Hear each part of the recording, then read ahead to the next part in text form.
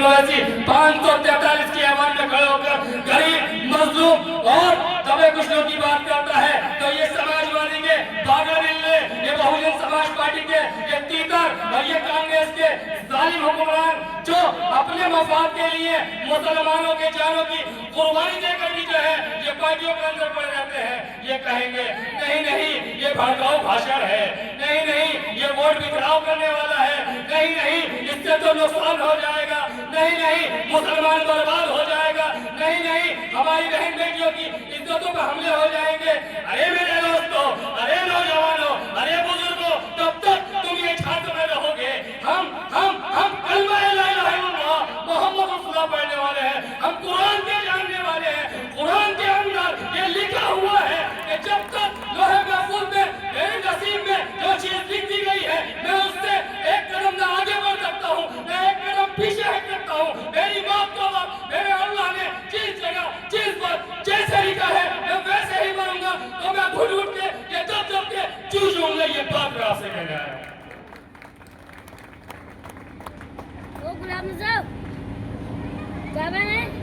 समझना पड़ेगा मेरे दोस्तों, नौजवान साथियों। लोग ये समझ रहे थे मुसलमान बोलना नहीं जानता। अरे हम इतना बोलेंगे, इतना बोलेंगे, इतना बोलेंगे तुम्हारे कानों से खून निकाल देंगे, क्योंकि हम जो है वो जो जबान से बोल रहे हैं हम उसका नाम लेते हैं जिसने जमीन और आसमान बनाए हैं, जिसने चांद और सितारे बनाए हैं, जिसने रात और दिन बनाए हैं, हम उसके मानने वाले हैं। हम जो बोलेंगे वही हकीकत है और वही सारा ताकत है। ये बात मैं आपसे कहने आया हूं।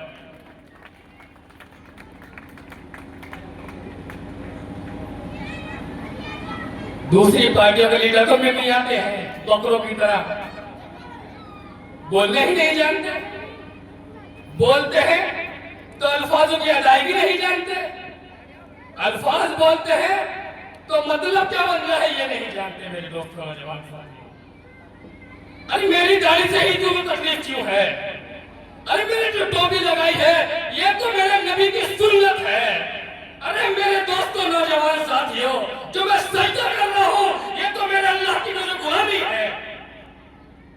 लेकिन कोई समाजवादी का नेता नहीं बोलता कि ये जो कर रहे हैं ये सही कर रहे हैं। सुनो,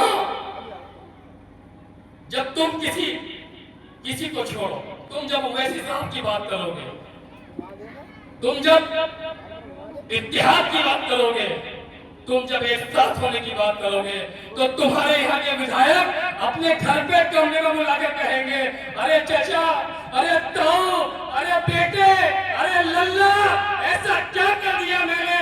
मेरा सर तेरी जूती मेरे मार ले, मुझे जलील मत कर। अरे तुमने पिछले 70 साल से इस कौम को ऐवानों के अंदर जलील करने का काम किया है, तुमसे तो हम गरीबों को लेकर पूछने का काम करेंगे। ये बात बताने आया है।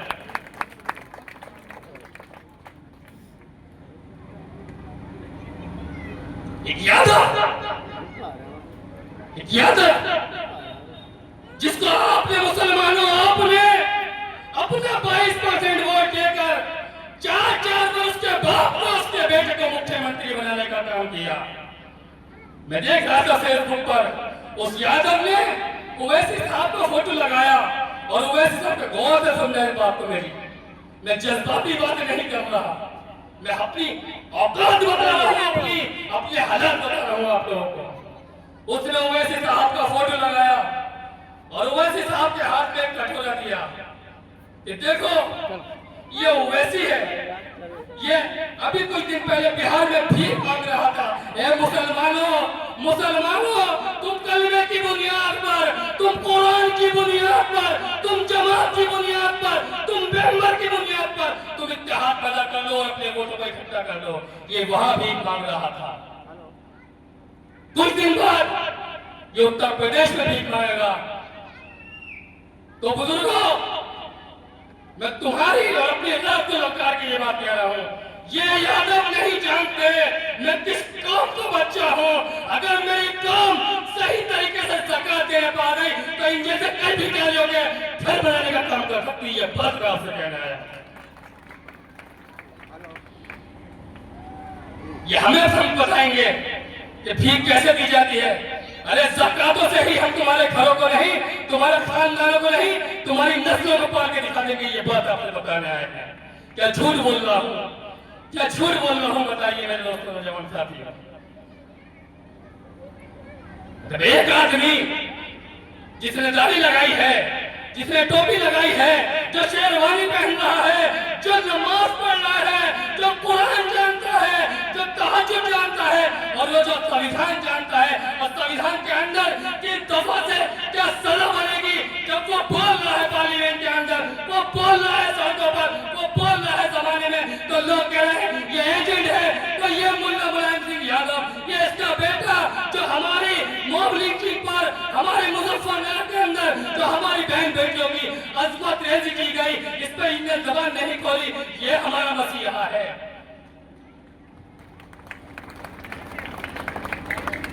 सुनो, ये तर्क है बात नहीं, लेकिन हकीकत है। दुनिया के अंदर जो इंसान जिसकी भी इत्तिबा करेगा, और लड़कों के लिए, लौंडों के लिए बता दूं, जिसको फॉलो करेगा, कल हश्र के मैदान में अल्लाह तबारक व तआला उस इंसान का हश्र उस इंसान के साथ करेंगे। वोट का मतलब क्या है? वोट का मतलब है तायीद करना। मैं तायीद नहीं कहूं ये हमारा अमीर है, मैं तायीद कहता हूं ये हमारा इमाम है, मैं तायीद नहीं कहूं ये हमारा रहबर है। जिसका रहबर पाकी और नापाकी को नहीं जानता, जिसका रहबर अजान का मतलब और नमाज का मसला नहीं जानता, जब वो हश्र के मैदान में अल्लाह तबारक व तआला के सामने वो ये फैसला करा देगा कि मैं जहन्नम में जाऊंगा या जन्नत में। आप बताओ मेरे दोस्तों। और इससे हंसी की बात भी ये है, जिसको आप बहुत बारीकी से सुन भी समझते हो, समझ भी सकते हैं कि हम तो होंगे भी वहां खड़े हुए, लेकिन जिनको आप वोट लेकर ताकत देने का काम कर रहे हो, उनको पता भी नहीं होगा वो लोग कहां होंगे। ये बात समझनी पड़ेगी।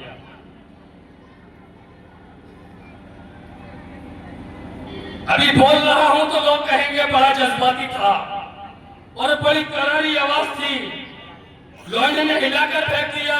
मैं हिलाने नहीं आया हूं मेरे दोस्तों, नौजवान साथियों, बुजुर्गों। मैं तो तुमसे अपनी एक अपाहिज इंसान, एक भिखारी इंसान, एक कमजोर इंसान जो होता है और वो रोता है, और जैसे एक स्टेशन पर खड़ा हुआ फकीर जब किसी मालदार आदमी को देखता है, उसके हाथ में बैग देखता है और वो उसके पीछे जाता है और वो आगे से आगे कहता है, खुद तो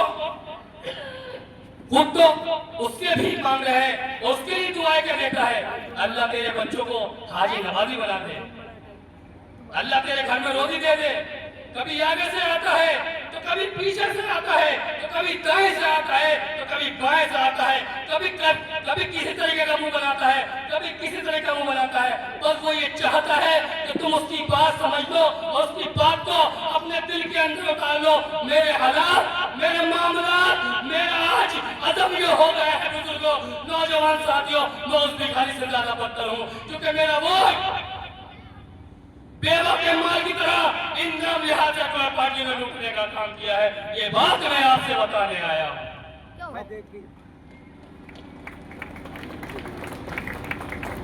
आप ये बताइए, मेरी बात समझ में आ रही है आपके? आ रही है? चाचा की आ रही है? जब इनकी आ रही है तो नए वालों को समझ में आ रही है। तो मेरे दोस्त